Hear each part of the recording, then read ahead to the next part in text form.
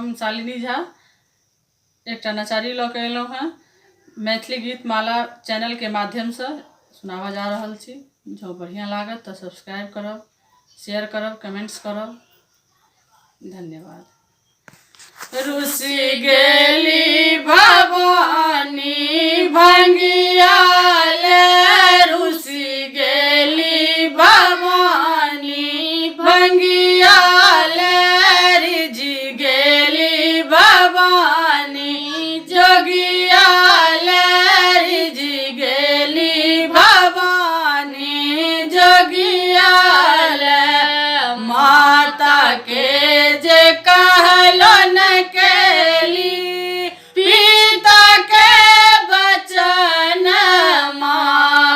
माता के जे कहलो न केली, पिता के बचन ओ तो बने बने घुमती न जोगिया ले, ओ तो बने बने घुमती न भंगिया ले, रुसी गेली भवानी भंगिया